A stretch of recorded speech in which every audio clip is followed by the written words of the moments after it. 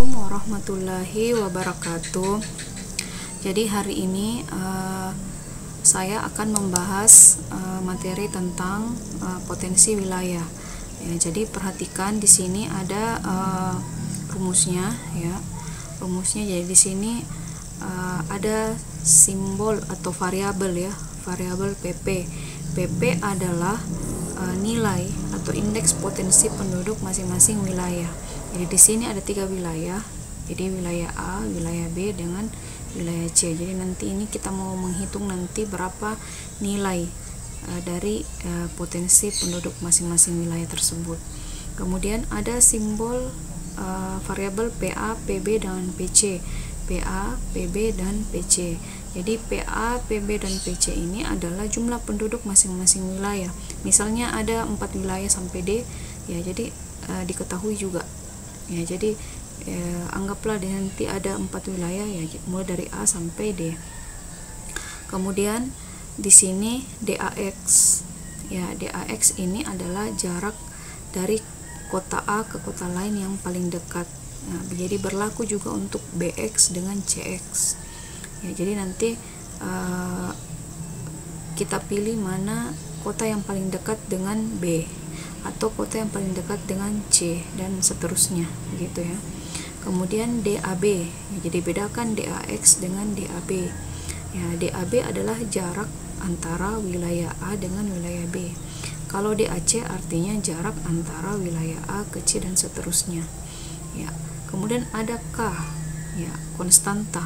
Ya, jadi ada konstanta yang bernilai 1. Jadi ini ya. Jadi nanti akan dikalikan semua 1 jumlah penduduknya.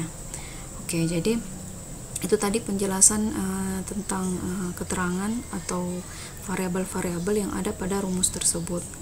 Nah, potensi wilayah ini dapat mengukur kemungkinan penduduk di suatu wilayah untuk melakukan interaksi dengan wilayah-wilayah yang lain yang ada di sekitarnya. Misalnya wilayah B, kita mau lihat interaksinya dengan wilayah A dengan wilayah C, mana yang paling besar interaksinya ya. Dan misalnya juga wilayah C, kita mau lihat interaksinya dengan wilayah A atau dengan wilayah B ya, mana yang paling besar interaksinya. Jadi fungsinya seperti itu. Nah, sekarang kita bahas soal ya. Jadi di sini ada tugas ya. Jadi di sini adalah menghitung angka indeks potensi penduduk di masing-masing wilayah. Jadi di sini digambar ya ada 4 wilayah, wilayah A, B, C dan D. Ya, jadi yang ada pada gambar ini adalah jarak ya. Misalnya A ke B ini jaraknya 12, A ke D ini jaraknya 7, A ke C ini jaraknya 11. Jadi yang ada yang diketahui di sini di buku paketnya itu adalah jarak. Nah, jadi jumlah penduduknya itu anggaplah sudah diketahui ya, dari contoh soal itu sudah diketahui dan pasti akan diketahui ya. Jadi biasanya akan diberitahu jumlah penduduknya berapa banyak ya. Jadi nanti sisa kita kasih masukan ke dalam rumusnya ya, karena semua variabelnya kan sudah diketahui ya, ada semua dalam soal, jadi sisa kita masukkan ke dalam rumus. Jadi tuliskan kembali rumusnya. Kemudian yang utama, yang paling pertama dulu adalah kita tinjau wilayah A ya. Jadi ini ya, wilayah A ini yang pertama kali kita tinjau. Jadi caranya sama ya. Jadi kita harus paham dulu bagaimana menghitung di wilayah A dulu, karena wilayah B dan seterusnya itu sama. Nah, sekarang kita mulai dulu meninjau wilayah A ya. Jadi masukkan semua variabel ya. Jadi K dikali PA, jadi sudah diketahui jumlah penduduknya ya. Semua yang di atas ini sudah diketahui semua jumlah penduduknya. Kemudian dikalikan 1 konstanta ya. Kemudian yang di bawah ini yang harus kalian pahami ya. Jadi 1/2 PAX ya. Jadi kita tinjau dulu titik A, 1/2 PAX. Jadi kamu harus perhatikan daerah mana atau kota mana yang berinteraksi dengan kota A.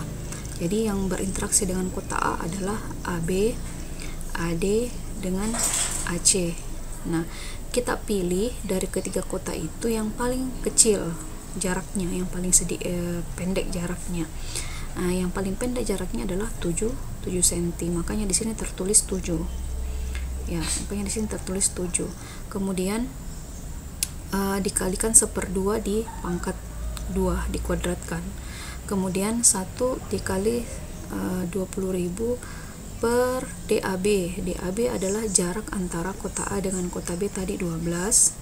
Kemudian jarak antara kota A dengan C tadi adalah 11, dan jarak antara kota A ke D adalah 7. Jadi masing-masing dikuadratkan, kemudian dimasukkan, kita proses secara matematika. Jadi semua tetap di atas ya, karena dikalikan 1. Nah ini 1/2 kali 7 3,5 ya, hasilnya 3,5 dikuadratkan, hasilnya 12,25. Sama juga dengan tiga variabel ini kita proses ya, hasilnya seperti ini: 12 kuadrat 144, 11 kuadrat 121, dan 7 kuadrat 49. Jadi kita bagi hasilnya, ini hasilnya ya, setelah dibagi hasilnya ya. Jadi misalnya kalau kalian menggunakan kalkulator ya, misalnya kalian mengetik 1224, jadi tidak usah pakai titik ya, diketik langsung saja. Nanti kalau koma baru pakai titik ya. Jadi ya biasa kalian salah dalam proses menggunakan kalkulator, jadi hasilnya itu berbeda. Jadi hasil akhirnya nanti akan seperti ini ya. Jadi berlaku juga untuk PPB, PPC dengan PPD. Jadi tinjau lagi titik B, kemudian tinjau titik C lagi, dan tinjau titik D. Nah, jadi setelah semuanya dihitung ya, jadi hitung semuanya. Kemudian setelah PPA dan PPD dihitung, selanjutnya kita mencari berapa persen PPA-nya ya, berapa persen PPA.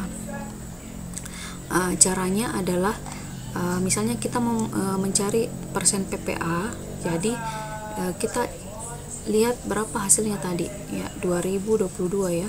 Jadi hasil potensi penduduk tadi indeksnya adalah 2022,1 dibagi dengan 8.481,12. Kenapa ini 8.000 ya?